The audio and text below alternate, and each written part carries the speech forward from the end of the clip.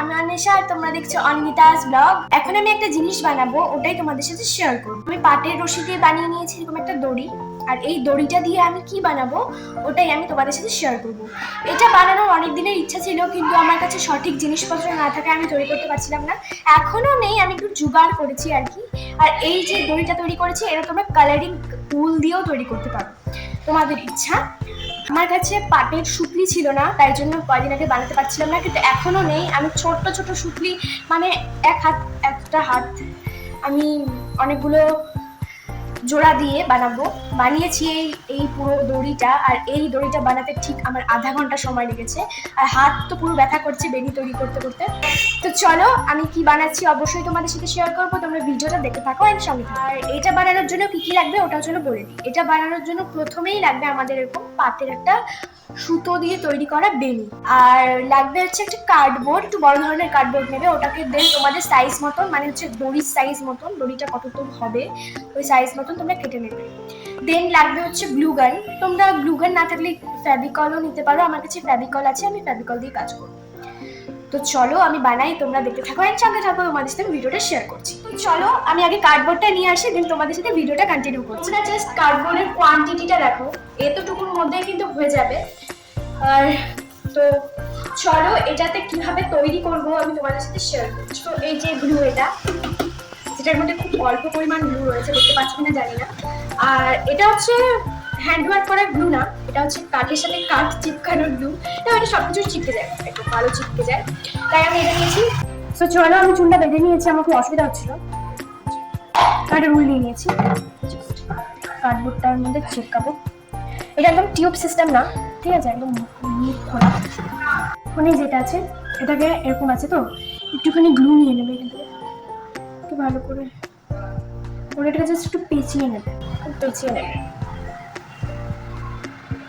পেঁচিয়ে নিয়ে একটুখানি বেঁচাবে, পেঁচিয়ে নিয়ে একদম এই মধ্যখানে বসিয়ে দেবে। বসিয়ে দেওয়ার পর বেনটাকে একদম সোজা ঘুরবে।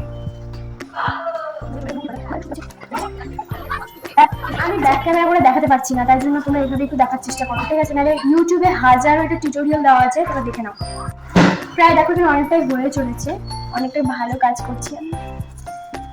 আর একটুখানি রয়েছে, এটা আমি লাগিয়ে দেবো। তো দেখো এটা অলরেডি শুকানো হয়ে গেছে, আর মাস করার কোনো ব্যাপার না। আমি এটা কাটবো, আমি জানি না এটা তো রাউন্ড হয়েছে কিনা, এটা আমার খুব ভালো লেগেছে।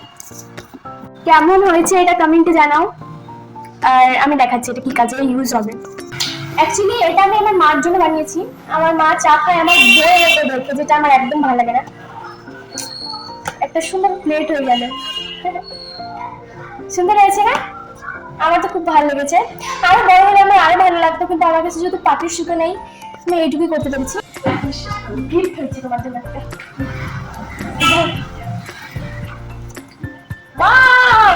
এটা কেমন বানাইলা? এটা তো যে এটা কিন্তু ঢাকাও যাবে। তোমাদের দেখা যায় না? সেই দেখ।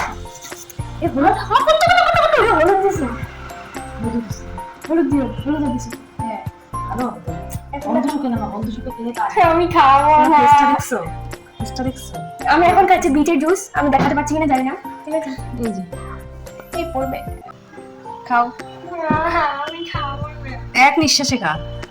বমি করে দিলে বমি করবি না, খা। কি দিছে? এটা তো হলুদ দিছে। বিট, গাজর, আমলকি, বিট নুন আর একটু কাঁচা হলুদ।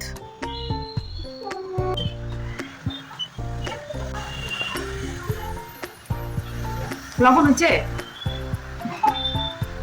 আরেকটু আছে, দেখি কত আছে, আরেকটু আছে। পান করে রাখলে পেটে চাপ লাগবে না।